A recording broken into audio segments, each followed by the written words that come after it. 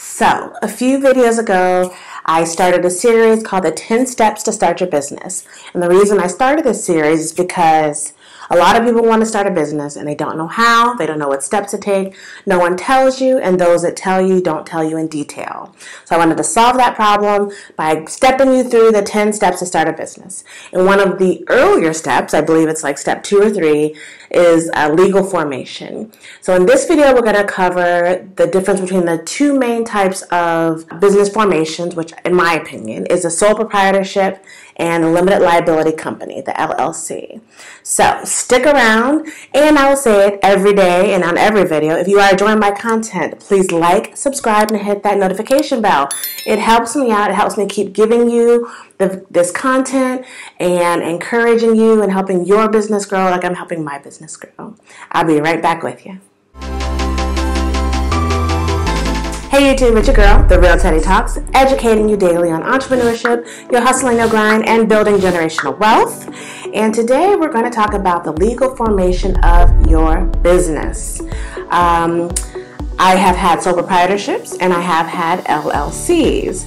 I'm going to tell you the pros and cons of both. And also let me tell you why I love YouTube. I love YouTube because I can give you this education on the difference between these two formations for your business. And I don't have to be a lawyer because I'm not a lawyer. Okay, I'm just someone who has had both of them.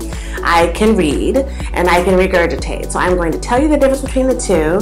But keep in mind, I'm only telling you this so that if you choose to, when you choose to speak to a lawyer, you only have to buy a half hour of their time instead of a full hour, which usually bills out at about $300 an hour, if not more. So use this information to make an informed decision, but this information is not intended to have you hit the ground running and go on LegalZoom or anything like that, because there are tax implications. That's one of the very last steps I'm going to talk about. There are tax implications to whatever you do, not to mention liability and other things. So please consult with a CPA and a lawyer before making your final decision. So let's get right into it. The difference between a sole proprietorship and an LLC. First, we're going to discuss a sole proprietorship. A sole proprietorship is basically you as your company, not your corporation, you as your company. You are doing business as yourself. There is no paperwork involved. There's no legal formation you have to do. When you file your taxes, you're filing your taxes as yourself, and you're basically passing whatever revenue and losses onto your person, onto your tax ID number, which is your social security number. The only time you'd have to pay, per se, to have your name officially added to your business if you're going to do a DBA, doing business as. If your company is your name, then you don't even have to do the DBA. Now, every state and city may have some local filing requirements, meaning you have to file and get a business license for your company, but you'll need to check with your local business office, small business association, Secretary of State Bureau, something like that, and they can give you more information. And then a limited liability company is kind of what it sounds like. It's a company to where the members of that LLC hold limited liability. It's my preferred legal structure when dealing with small businesses, small online businesses, just starting businesses, any business that you plan to have revenue and you plan to have customers. I'm all for the LLC, and I'll tell you why. So let's get right into it. The first differentiator between the sole proprietorship and the LLC, let's talk about startup cost. What are the costs? As I alluded to before, the sole proprietorship really doesn't have any cost, aside from maybe a DBA or your state filings, but you pretty much have to do that with an LLC anyway. So the sole proprietorship is you can hit the ground running, you can use your own bank information, you can use your own social security number, use your own name, and possibly not even have to register anything. So it's a good way to get going and kind of hit the ground running.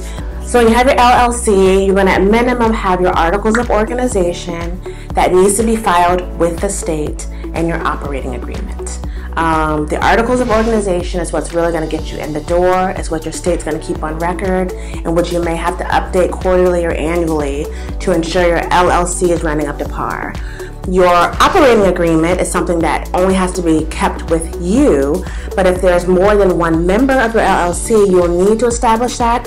It'll need to be written in plain English and be very specific so that if a dispute amongst you and your partners and members ever arises, you can always defer back to the operating agreement.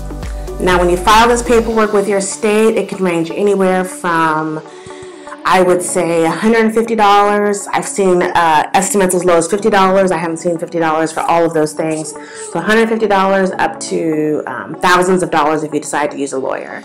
As I've alluded to before, I have used a lawyer twice to form 2 different LLCs, and one time I didn't. And I honestly can't tell you the difference when I saved the thousands of dollars by not using a lawyer. Now, the only thing I will say the benefit to that was when I used a lawyer, I knew that my formation was airtight. I knew that my articles of organization were airtight, my operating agreement was airtight, my business name hadn't been used by anyone else. When I started getting into government contracting, I had my DUNS number and I got my cage code and all that, so I felt comfortable and I felt secure in the legitimacy of that formation. With that said, again, I don't think it was necessary to spend all of that money, and when I do it again in the future, I'm going to file directly with the state. I'm not going to use LegalZoom or anything, because I have all the documents. I have a template for operating agreement. I can see what articles of organization looks like. I know how to contact the state. I know how to file the paperwork, so I just don't see the point. And then there's an additional cost. In many states, you're required to have a registered agent. And the registered agent is basically that company or that person that can accept legal documentation on your behalf. So if you are presented with a suit, someone has a question that can lead to some libel or anything like that, then you need to have that registered agent on file with the state, and you need to keep that up annually. So that's an additional cost. In the state of Georgia, where one of my LLCs is, it is $50 a year. And that's a small price to pay to make sure that you are following the rules and the governance and the regulations of the LLC. Moving on, the second differentiator between the sole proprietorship and the LLC is the liability. As a sole proprietor, you are liable for everything.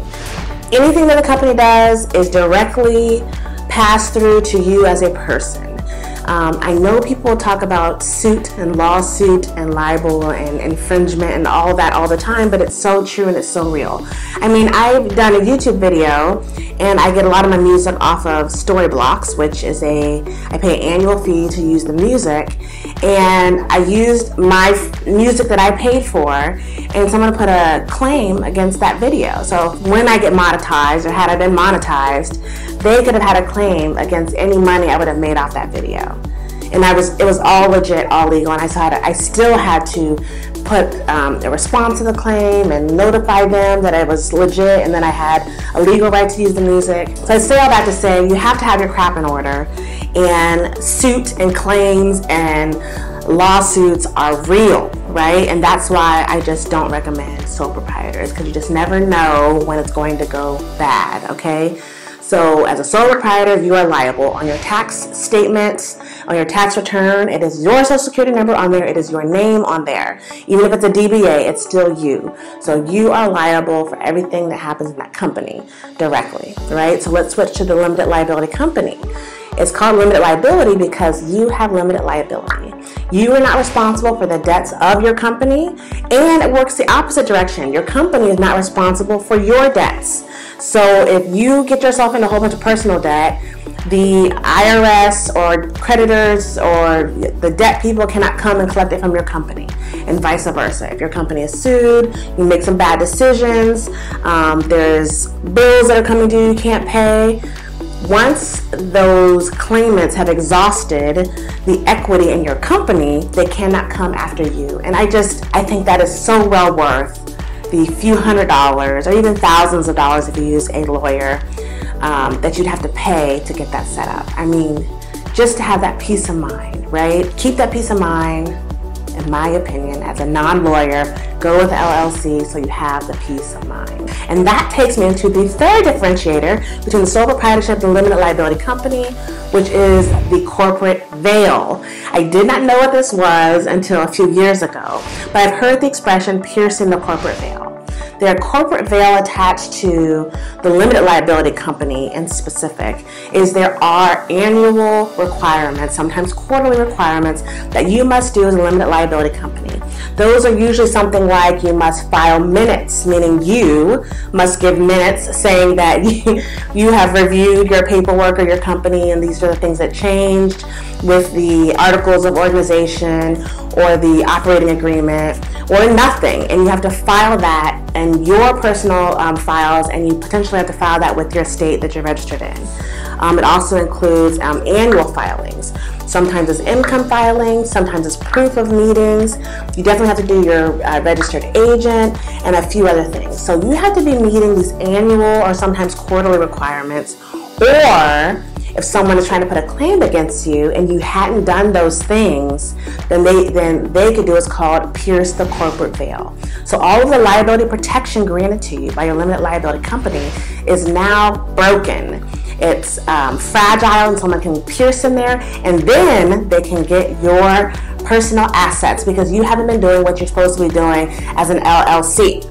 You see what I'm getting at? So you have to make sure you're not only forming your LLC properly, but you are maintaining it properly with your annual at a minimum filing, sometimes quarterly or semi-annual. It does you no good to have an LLC and not do what you're supposed to do to maintain it, because then it's like not having anything on. You might as well be a sole proprietor at that point. So learn the rules. This is why you need to consult an attorney. Learn the rules, know what you need to have, and then make sure you're doing it. As a business owner just starting up, it's hectic. It's a lot. It is a lot to keep up, especially when you're starting up. You're trying to build your clients, build your followership, build your products, build your class, your offerings, your clientele, your brand. I mean, it is a lot. But do not let this fall by the wayside. I have to remind myself of this every few months, that I'm doing this for a reason. I have to be doing this the right way, or I'm doing it for nothing. So take my advice, do it the right way, maintain that corporate veil so no one can get at you personally. And the fourth and final discussion point between sole proprietorship and limited liability company today is going to be your tax filings.